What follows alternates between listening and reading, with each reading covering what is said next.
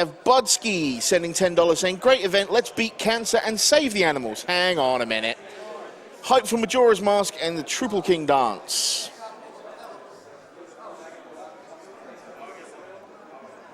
Loki Orin sends us $20 and says, the run hungers. The run must be fed. The run demands a sacrifice. Kill the animals. Praise the run.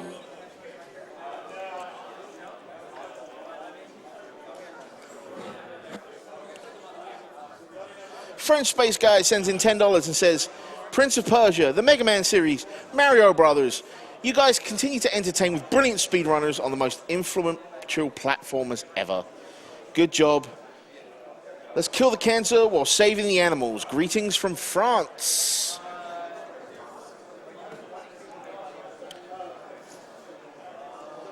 $40 from Rich M, who says, my donation is dedicated to my grandmother and cousin, both of whom lost their battle with cancer last year. Thank you for the hard work, everybody.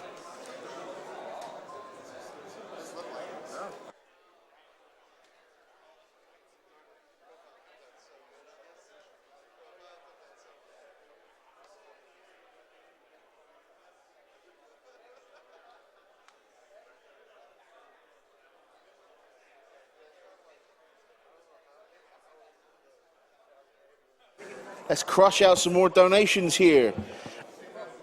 $20 from Zeus Juice says a huge thanks to all those streamers from Canada. Good luck and together we can beat cancer. Dan99 sends $10 and says this Super Mario Brothers run is so intense I can't even right now. Donation goes to Winner's Choice. So that's like $60 to Winner's Choice right now for the first Super Mario Brothers. $50 from Anonymous, who says this run has been absolutely amazing this year. Great runs, great commentary, and a great crowd. Money goes to Winner's Choice, so that's $110. We need to keep writing this down, I think. Wango sends $75 and said, it's strange to think that the first AGDQ that happened since cancer took my mother last year. I couldn't let this one pass by without a donation. So thank you so much for entertainment in a good cause. Thank you, Wango. Emma Wardson sends $20 and says, I'm from Belgium and I've been watching AGDQ for 3 years now. First time donating.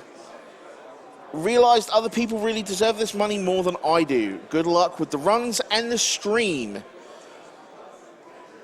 Dave Dude sends $50 and says, my son and I have been watching AGDQ for the last 3 years and we love it. My father has been battling cancer for a while now. Let's defeat this horrible disease and stop all the pain and suffering it causes to the victims and their families. Let's save those animals. Duck Hunt hype. No hype for Duck Hunt out there? No? All right.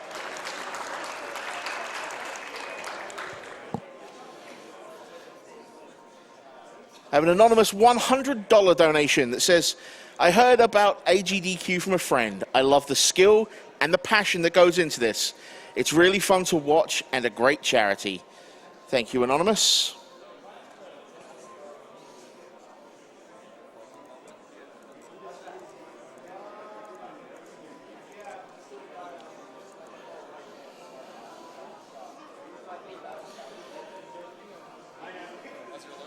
$30 from Big Booze Band-Aid, saying, way to go, Darbian. AGDQ is awesome, and so are all of you. Round of applause for everybody. Mario Brothers hype!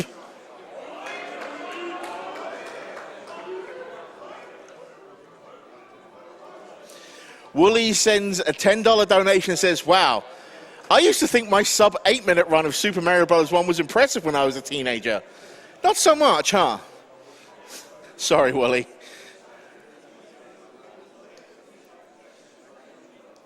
Anonymous sends $10 and says, I am a law student, so I don't have much to give, but I still want to throw some money into the mix.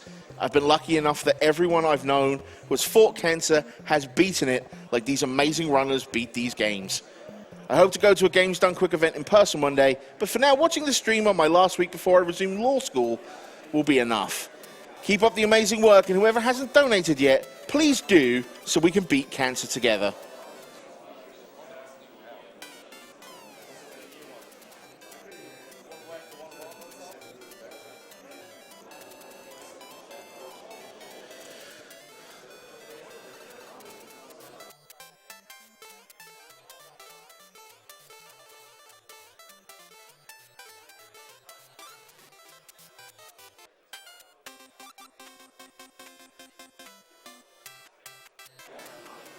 So, AGDQ, you ready for some Mario Brothers 2?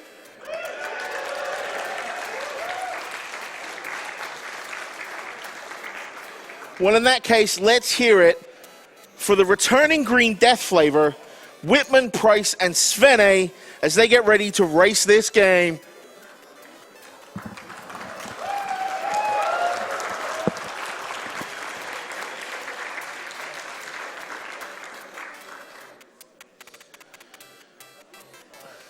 All right, how's everybody doing? All right, so real quick before we get started here, I just wanted to introduce all the runners. On camera left over, we have GreenDeathFlavor. Nice to meet me. We have the Don Svenne here, and then Whitman Price, all very accomplished speedrunners, and you guys will see what's going on here in this game real quick.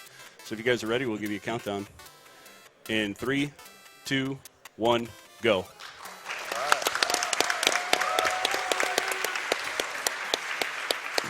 All right, so right off the bat, World 1 is essentially the most tech that you're going to see in the game. All the tricks are here. So with Toad, we generally run at a normal running speed of 2.25 pixels per frame, but when Toad carries a heavy item, it increases his speed to 2.69 pixels per frame, and so that actually allows us to speed through levels much quicker. The next thing that you saw here was a double jump. By clipping your legs into an enemy's hitbox, the game registers you on a platform still, so you get an extra jump. Oh, man. So GreenDeathFlavor over here clipped through the floor. By using your invulnerability frames and having the enemy upside down, it doesn't check for them to be on a platform, and by climbing up the ladder, it forces you down. So it looks like Whitman and Svenne also did. Important thing about Birdo is on a global timer, and every 254 frames when you start the level, Birdo actually starts throwing eggs. So any missed egg cycle is about 4.3 seconds that you're going to lose. Coming into 1-2, we're going to be going for a frame-perfect trick here, all the runners. With Toad, by grabbing this enemy off of his floating carpet and loading another one, when you grab him and hop back on the original carpet, you get full run speed. Hold on. So here we're grabbing the potion, and if they grab the veggie on the exact frame that they come out, Whitman Price got it. He can carry this vegetable into Birdo and skip the 254 frame waiting cycle. That's amazing. Frame perfect trick. That saves a lot of time. All right, so the first of 2 warps in the route is actually going to be here in 1-3. Whitman might be trying to grab this snippet here. All right, so that saves about 0.4 seconds over grabbing the Shy Guy, so very small optimization. If you played this game as a kid, you're probably familiar with the warps, but you're probably not familiar with anything past World 4. So the first warp is here in 1-3, and then we'll be entering World 4 and grabbing another one in 4-2. The ice physics in this game are kind of punishing. By jumping at the very beginning, they gain full run speed instead of sitting there and slipping and having to wait on the ice. And again, it's a pretty reoccurring theme that Toad's going to be carrying a heavy item. Heavy items are enemies, toadstools, and any vegetables that aren't ripe, and that allows him to speed up faster. And these rockets that they're grabbing to come up out of the ground are really strange. Depending on what frame you grab them, it can actually cost you time. And it's just not anything we can really manipulate. It just, you got to deal with it.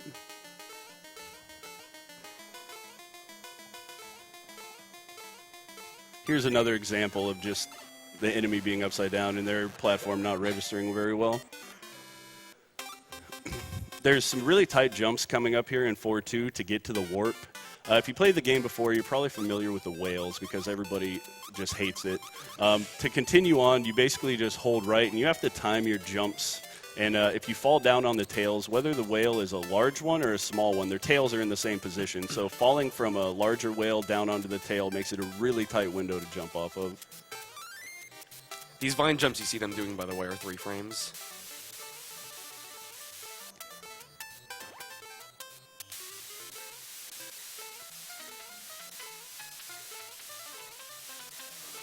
All right, it looks like Whitman's in. So now basically the run is going to start. World 6 is where the game's tech really picks up. There's a lot of little nuances going on that are almost hard to explain unless you've actually played the game yourself. The way that you manipulate your jump height and the way you jump off of enemies is all really relative in saving time through these levels. And if you make any mistakes at all, not only will the enemy cycles be off for the snakes that are shooting at you, but this flame cycle from the flower can be off, and it can really be a waste of time. We're going down here to grab a key to enter the room going into Birdo, and you'll notice that Birdo is actually a different color. The Birdos, there's pink Birdos that only shoot eggs, red Birdos will shoot eggs or flames, and the green Birdo that you're going to see here only shoots flames.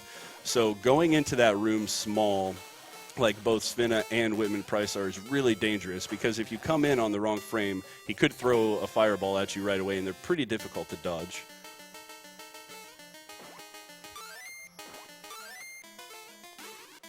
Whitman playing a little safe. Landing on those mushroom blocks is very difficult when you throw them, because they can only land on those select tiles you see on the ground. They can't land in between two tiles. So you see the block kind of like zipping around if it lands halfway between two. And we have a really close race here again. Really, really close. All right, so this level is pretty notorious for people that have ever seen the speedrun or tried to pick it up. Generally what you do is take that albatross at the bottom of the screen and just run across, sit on him, and let him float through the level. But here, by scrolling the screen to the left, we can actually manipulate enemies to spawn and know where they're at, so you can jump across the entire level with Luigi. And in this any percent run, you'll only see Toad and Luigi. Just another Birdo. So taking damage when you're big on Birdos isn't too bad. A lot of times you can get inside of its hitbox. So you notice Whitman Price there picked up that toadstool block and the flame went straight through him. So your hitbox, when you pick up a heavy item like that, actually follows the toadstool block, and it carries your hitbox over your head, so it allows the flame to pass right through you. So it's a nice way to actually have a little bit of safety there without going too slow. Here's a big trick coming up called the potion jump. So you use the hitbox of the potion to jump over the wall. Very hard. Very difficult trick. Yeah. Your run speed matters, when you throw it matters. And then this boss coming up is definitely notoriously difficult. There's a quick kill for Triclide here, and if the runners are big or small, it really will change the way that they play. So you notice that Luigi floated into the room like that. Tough death. You have to get so close to Triclide's hitbox. Nice Very work.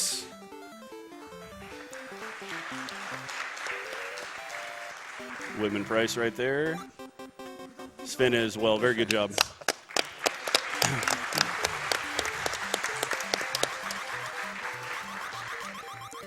But when Luigi floats into that room like that, essentially if you run off a platform and you hold the jump button, you fall at a slower speed than if you were just to run straight off. And we're going to use that again at the end of this level, just to be able to grab a toadstool block without slowing down. Coming up here, once they get through this section of the stage, you're going to see a lot of ladder jumps from these guys. And BJW had mentioned before with Toad that it's a 3-frame window, and with Luigi it's a 4-frame window, and they're actually way easier to do. With Toad it's really difficult, but you can do these kind of looping jumps with Luigi, and it makes it much easier. So Green Death abusing that hitbox going up top to get this Birdo. All right, man. We're coming into the last stage here, and this is tight. Ooh, unfortunate death. This is a really hard stage, so you cannot slow down at all here. The warp fight at the end, the vegetables you have to use against him, these also run on the same global timer we saw with Birdo. So one's only going to spawn about every 4 seconds, and to get the quickest cycle, they have to just rush in. So 7-2 is extremely difficult. Depending on when you enter the door, those ninjas that were jumping right there, they can jump in pretty erratic patterns. And so the runners are anticipating for the first ninja to jump and then the second one to follow suit, so you can jump or run underneath both of them and jump over the third one, basically without hesitating. And if you're just holding right and anticipating that and the first one stays on the ground, it definitely mixes things up quite a bit. What GreenDeathFlavor did here is he used essentially the same as the vine jump on the chain to get above the level, and it doesn't put you into the loading zone. It lets you run across the top of the level so that you can basically bypass everything. And here, this big bird, this guy is really, really a pain. Oh. That bird's really scary with 1 health. All right, so we got Women Prize coming into 7-2 here.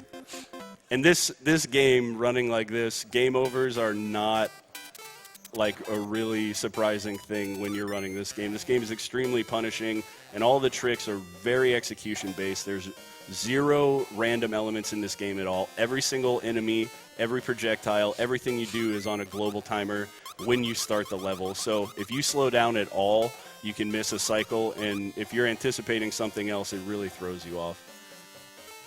So here's Whitman doing the same thing Green Death did a little bit ago, running across the top of the level. You have to jump over the openings of where the chains are. If you fall down, it can mess with the things that are going on in the level. Another perk to it is that the key doesn't stay inside a Birdo, so you get to bypass that Birdo fight. So Whitman coming in big here, he's going to go for a double hit on this bird. And so by throwing the toadstool block above his hitbox,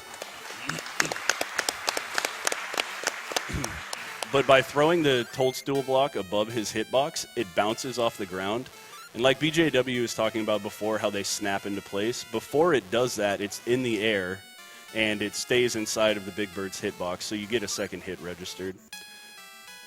All these wart veggies are on a global timer, and if you miss a cycle, it's very difficult. And there we go, Whitman Price with the final hit. Get ready on time. Time is coming up at the door. Once he enters this door. Time. GreenDeathFlavor also coming up on Wart. The Dawn is taking the warpless route, showing off a couple of things. He just did a trick called Mauser Skip, so that'll be fun. All right, Green Death is also going to be coming into the big bird room here big, so he can score the double hit. Saves you quite a bit of time. And this guy's pattern is extremely erratic, and it's very difficult to gauge what he's going to do. And his hitbox is extended quite a bit over his actual sprite. All right, so he's on a good timer. Ooh. So those vegetables spawn in the same pattern every time, unless you die to Wart, at which point the pattern's now random where it starts off, but it's still following the same pattern. So Wart can throw these bubbles out, and he can either throw them in a higher arcing pattern or kind of a line drive lower pattern. And if you get there at a different time than you're anticipating and that lower pattern comes out, it's really, really difficult to dodge it.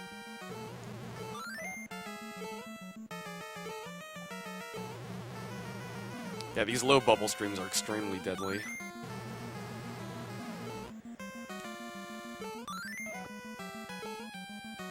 Just more proof that you shouldn't be eating vegetables.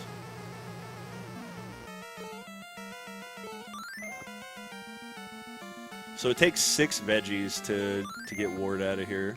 All right. You can see the screen quit scrolling, so that means that we're getting ready for time to come up here. Time is coming up for GreenDeathFlavor. Time.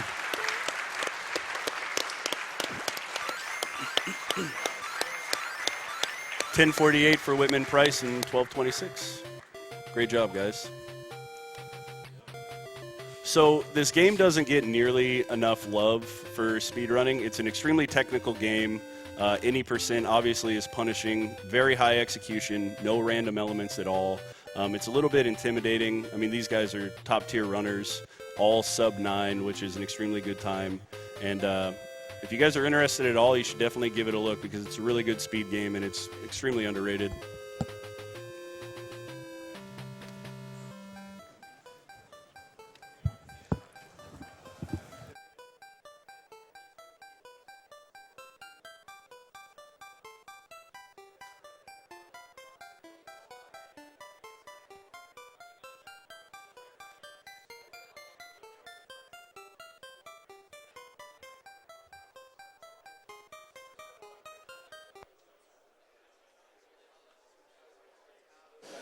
Thank you very much for staying tuned during those awesome races that we've got going there. Just a quick little piece of business. We do want to say that Twitch is donating 100% of the subscription money from AGDQ to the Prevent Cancer Foundation, and to point out that the AGDQ 24-hour non-stop live broadcast is powered by Twitch. So our thanks to them. I'm going to put in a couple last quick donations here. KVD donates $100 and says, as promised, $100 for the level 1-1 double jumping swag. Svenne strats. Let's hope for a photo finish and have a great race, guys. Thank you, KVD.